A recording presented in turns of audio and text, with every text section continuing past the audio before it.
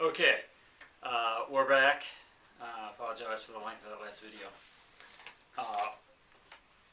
What I want to do now is just go ahead and bring this thing all home. We've talked about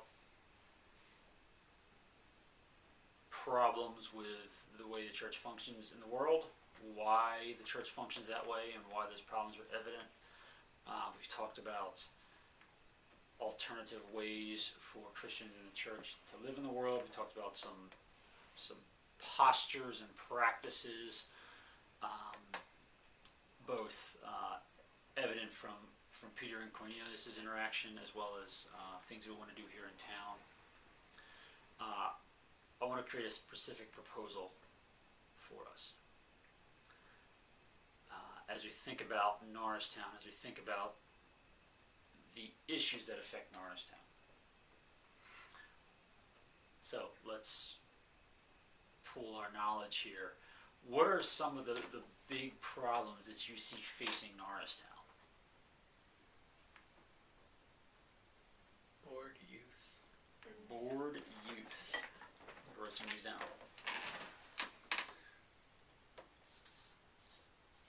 Okay.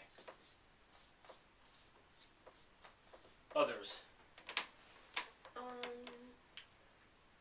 Distrust between different ethnicities and also the cops. We call it tension. Yeah. Let's say authorities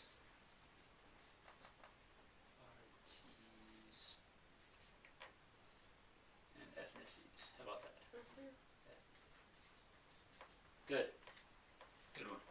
Others?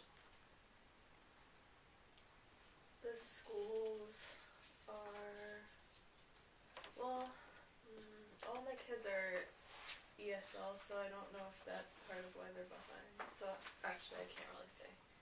They're not up to par. The schools are not up to par. Okay. So, The elementary schools, maybe.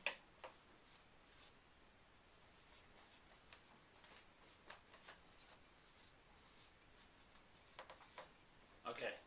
Good. Other concerns?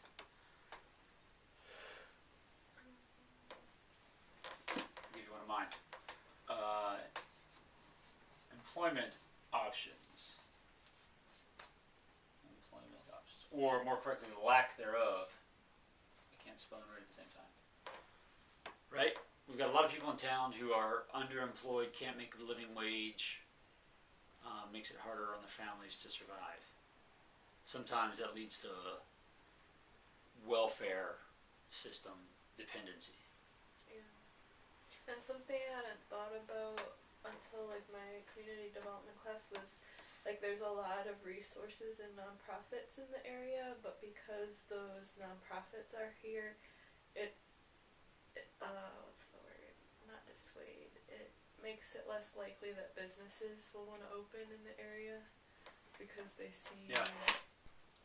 the Yeah, nonprofits. because of all the nonprofits here, They don't see it as a good place to. it puts up red flags Yeah. for them as a viable. Yeah. That's a huge concern. Lack of businesses. Just put it that way. Because what happens? Because there's small businesses, but Right. there's not ones that employ a lot of people. Right. So a lack of significant businesses leads to lack of decent employment options. Because you don't have a tax base on businesses, the schools don't have as much funding as they need to do what they need to do. So this is a huge issue. Property taxes. Yeah, so property taxes go way up. People that aren't making enough money pay more property taxes because businesses don't want to be here. And frankly, it's really hard to start a new business, a large-scale business, in a place like Norristown where everything's been built up for 100 years. Yeah. Yeah. Those are good. Let's just go ahead and stop there and keep moving. With these, what would you do to make an impact? On lack of businesses? Well, Any of them? this is kind of quick snapshot of Norristown. There are a couple other things we could add in there.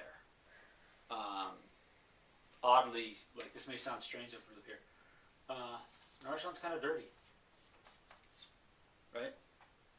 It's not super bad, but yeah. But it is. Yeah. And the question is why? Why is Norristown dirty? People generally don't care, I think.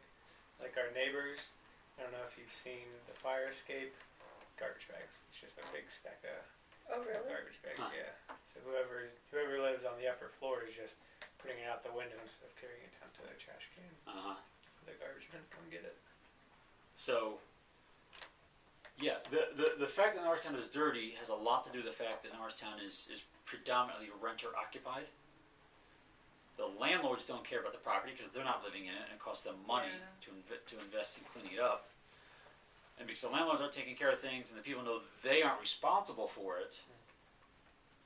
So if they had decent jobs, they could potentially own their own homes, which would lead them to caring more about it, which might mean they would keep it clean. So all these things kind of roll together. So what would you do? Where would you push? What would you lean on to help improve Norristown? I feel like for me the ones that seem the most doable are the first three. These here. Yeah. Okay? For me personally. But the schools are struggling, like I have no idea what all plays into that. Mm-hmm. Like I don't know what is funding and what is teachers and background of the kids and that kind of, like I have no idea Right. what all is the biggest thing that affects them. Mm-hmm. And I have no business experience, so that's just like I don't know. Okay. So just for you personally, you would focus your energies here because it's more accessible for you. Yeah. Okay. Other ideas? I always gravitate toward things that can be started with children and youth because I think starting top down is not gonna as quickly create change as bringing people through something that would transform over time. If that makes sense. I guess I don't know. It would just be increasing more small businesses, but the lack of businesses thing, you could work on micro enterprise. That's something that's sort of rising with community development, Mm-hmm.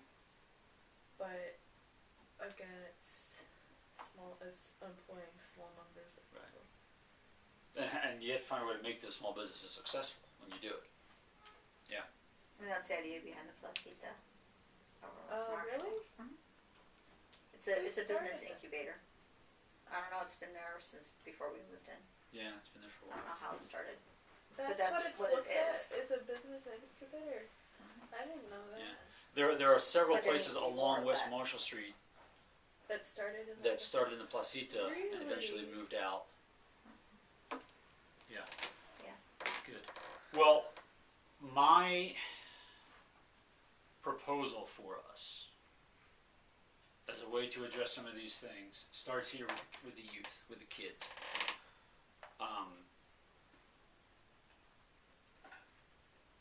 When you reach the kids, you reach the future of the community.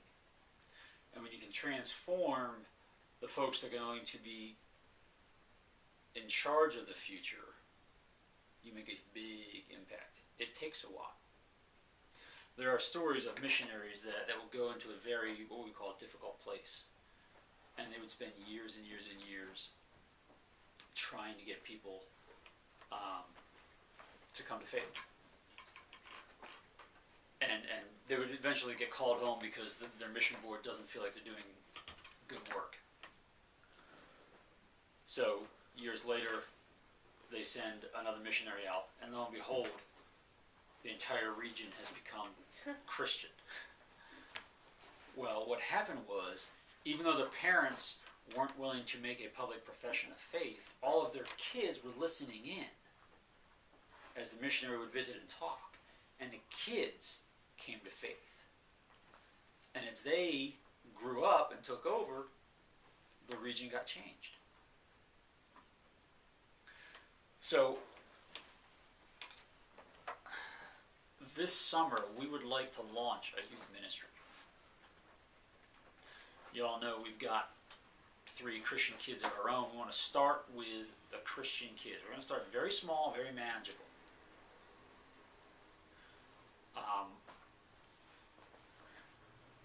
And we want to reach out to those folks that would care about having their kids with some kind of faith connection already.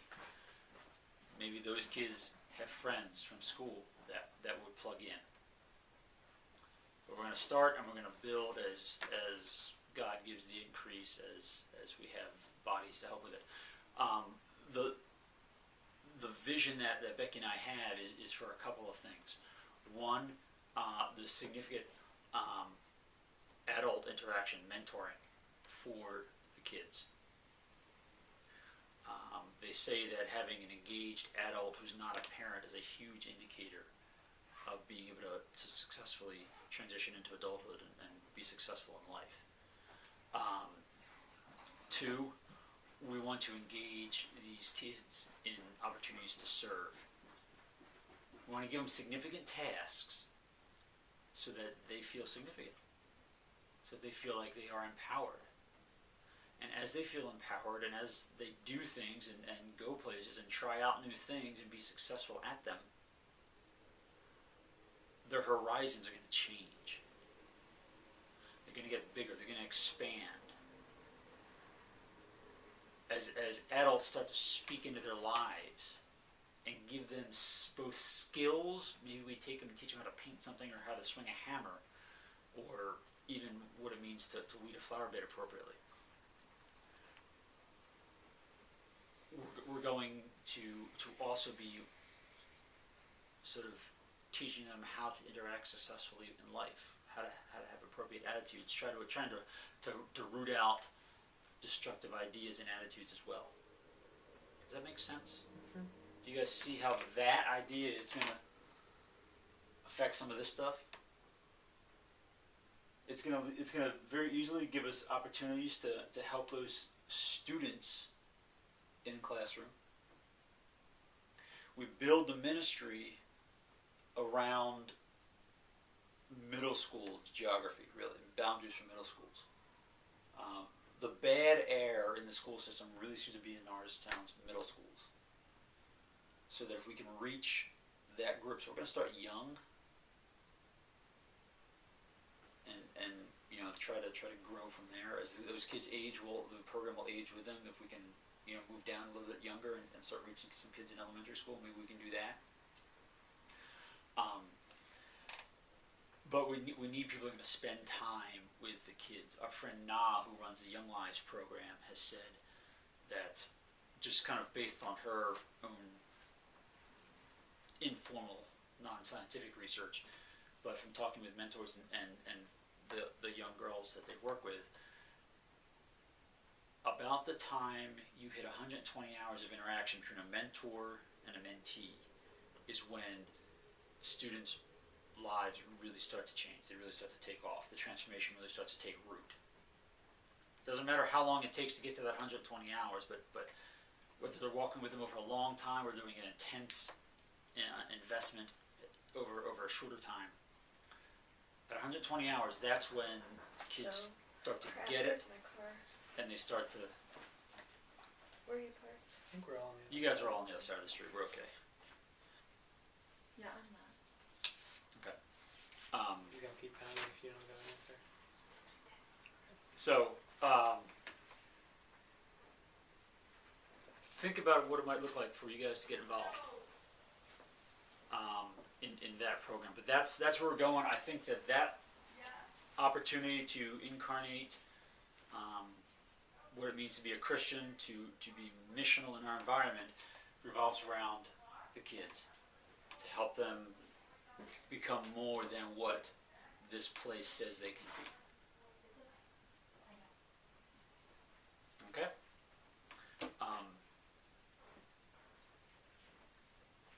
Think about it, and that's it. We'll check in with you and go from there. Thanks.